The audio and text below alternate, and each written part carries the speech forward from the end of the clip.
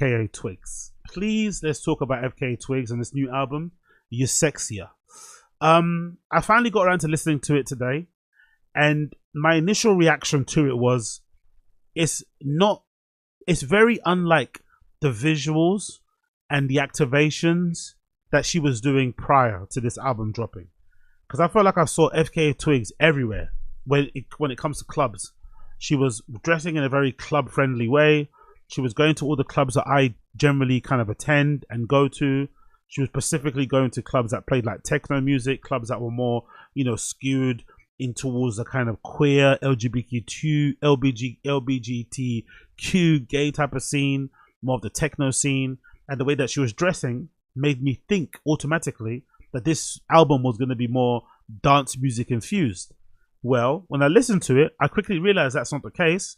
And having read some other bits of material on it, it seems that this album is influenced by the feeling that she got from going to dance clubs or going to nightclubs, dancing on dance floors, and the feeling that it gives you, as opposed to being inspired by electronic or dance music, which I think is a really big misstep. Yes, maybe you can synthesize and capture the feeling of what it's like to be in the middle of a busy dance floor with smoke, and you may be coming up and feeling free and moving your body in a certain way. But surely this would have been a perfect time to kind of pivot and just drop a really banging, four to the floor, flipping, bang over your head, brain melting dance album, especially considering how successful Charlie XCX's album was. That would have been a good way to kind of like segue off of that. But she didn't do that. She instead put this album out, Eusexua, which has all the visuals, has all the kind of tonality, has all the branding, has all the activation to make it a really good album. But the album itself is really kind of underwhelming. Dare I say boring. That's what I got from it. Very underwhelming, dare I say boring. The only two tracks I feel like are really popping on this album are Drums of Death featuring Chorus, track number 4, and Room for Fools, which is the following track, track number 5. And then I also like the chorus of Keep It, Hold It, and maybe the last 20 seconds of each track, of that track. But the rest of it is incredibly boring, incredibly underwhelming. I felt extremely bored listening to it after maybe track 2 or 3. I didn't really like it too much. Then it picked up obviously with Drums of Death and Fourth and Room of Fools. But afterwards it kind of felt a bit weird, and it got really weird when I listened to this track called Childlike Things featuring Northwest, which is the child of Kanye and Kim Kardashian. And I forgot this was a thing. I remember seeing it on social that she was featured on the album, but I forgot. So when I was listening to it, I just had it on my, on my Bluetooth speakers and stuff, on Bluetooth headphones. So I wasn't really paying attention to my phone. When I heard Childlike Things come on in sequence of the album, I honestly thought like the album kind of skipped and I was listening to something else. It also played some other tune. So I ran to my phone to try and change it. Like, what the fuck is this? It's horrible. And I realized, oh shit, this is a Northwest track. And then she comes on and starts rapping in Japanese. I guess Northwest speaks Japanese. It doesn't sound good. And it doesn't really make any sense to the vibe of the album. So you've made a nightclub influence album that features a child that can't go to a nightclub on it. Doesn't really make any sense when you look at it that way, in that literal sense. Maybe thematically there was a point to it, but I don't really understand. So yeah, very weird, very boring, very uneventful album. But obviously online people have been sucking it off, so I'm great to see what the reception has been around it, because I think, maybe it's mostly to do with how she carries herself, how she's branded this album, the marketing around it. People have really been sucking off and giving it high ratings. I even saw a rating from Pitchfork that said this was a 9.1. A 9.1 from Pitchfork. I was like, bruh, if you're giving this a 9.1, what the fuck did you give flipping what the fuck did you give Charlie XC's album last year then? This is 9.1. And this is the album coming out in January. How about the albums coming out later in the year? Like, FKA Twigs is not a 9.1 artist, I'm sorry. Like, I even saw some conversation about her sounding like early Madonna. Early Madonna. Are you taking a piss? I don't think she has I like the girl. I think she's, stylistically, theme-wise, marketing, brand-wise, she's pretty sick on how she kind of launches and drops her albums, projects-wise, how, the visuals and imagery around it. But I can honestly say, I don't think she has a single album that's better than anything on Madonna's fucking discography. Like a Virgin, True Blue, Like a Prayer, Keep It Together, Erotica even. Like she does have a single album that's as good as anything in fucking Madonna's discography. Even when you're talking about the recent shit, like Madam X and nothing on there which sounds anything remotely close to sounding like Madonna. Maybe the tonality in her voice, maybe, but still, that's a fucking reach. So I don't really get the Madonna comparisons at all. But going on, there's a review here courtesy of Guardian that gave it a 4 out of 5 stars. Let's see what they had to say here. This is courtesy of a writer called Kitty Empire. It's a slippery concept, but FK Twigs' third album is title roughly translates as an instance of feeling perfectly at one inside oneself. The Cartesian mind-body split held over. An example might be diving unconsciously into a rave in Prague, as Twig did while filming The Crow in 2022, sorry. Alternatively, it might be the moment before orgasm. It feels nice, she chorus, simply on The Room for Fools, a track that explores the somatic healing potential of the dance floor with an exuberance that tilts both Kate Bush and Middle Eastern vocalization. Girls Feel Good drives home the point, and the world spins better when women feel good, recalling of all people, Madonna. Again, all these words sound good, but the album doesn't sound like this. It sounds kind of boring. I'm not going to lie. And if you don't agree, you're probably lying to yourself. It sounds kind of boring. It's very uneventful.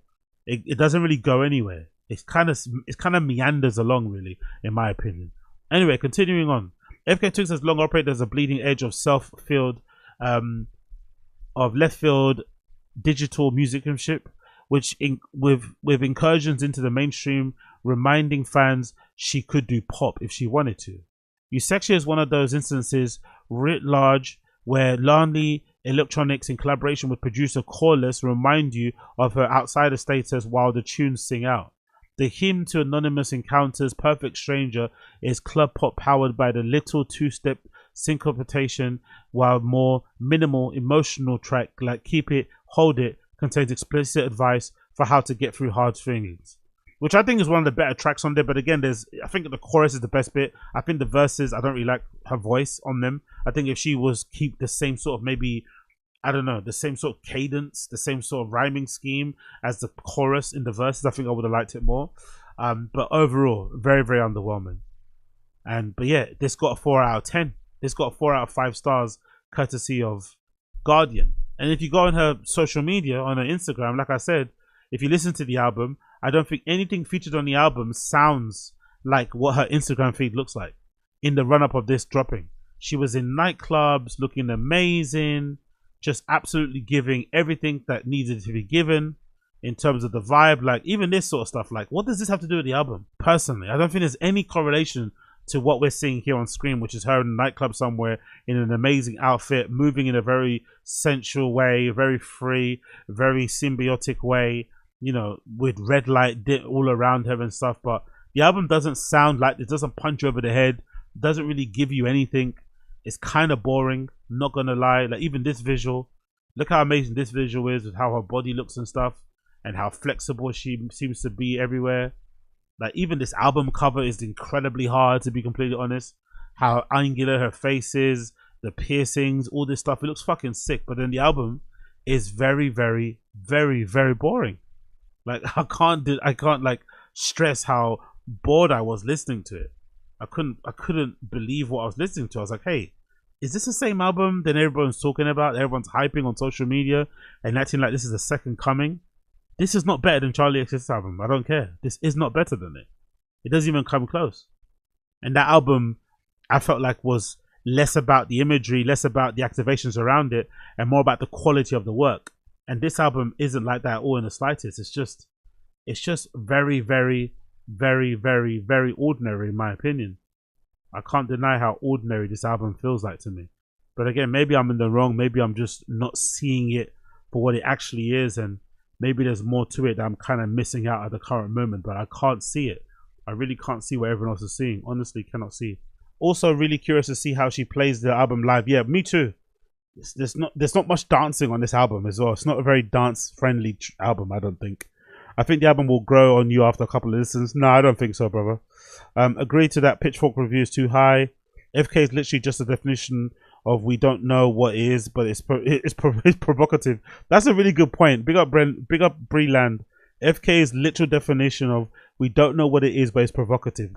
Definitely think there's more like there's not a lot of substance there. Let's just say that. The visuals are amazing though. Visually, she's incredible as an artist. She's so attuned with what she's about. Like the imagery, the marketing, the push behind it, like everything is on point. Incredibly good.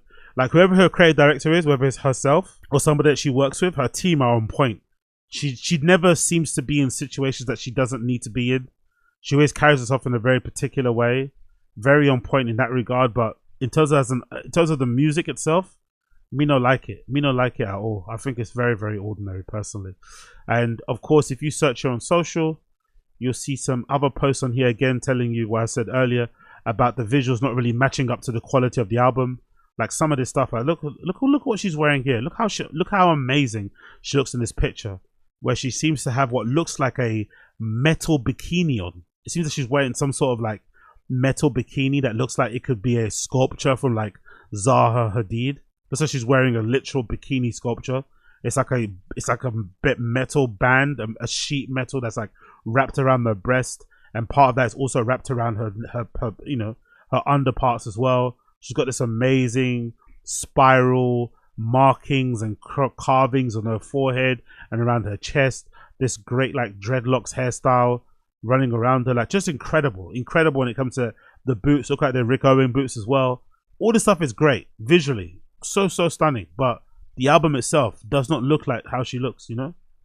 It does not really give what she's trying to give at the moment, unfortunately. Like even all this stuff, this is probably a photo book, right? Yes, exactly. The Eusexua aesthetics are simply insane. The aesthetics for the album are fucking insane. She looks incredible here with her bald head. Her head bald, some of these poses. Like she's got some of the best poses in the game, by the way. Some of the best poses in the game. The photography, the styling, the makeup, like incredibly well done. But the album itself is fucking doo-doo. Pure and utter doo-doo.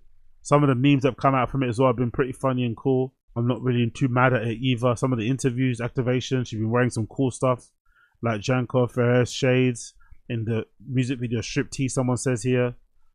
And then you got obviously this crazy fucking review courtesy of Pitchfork. And 9.1. That's too high, bro. That's too high. That's way too high. It's actually insulting how high that is. It's definitely nowhere close to 9.1 in my opinion. But hey, what do I know? What do I know?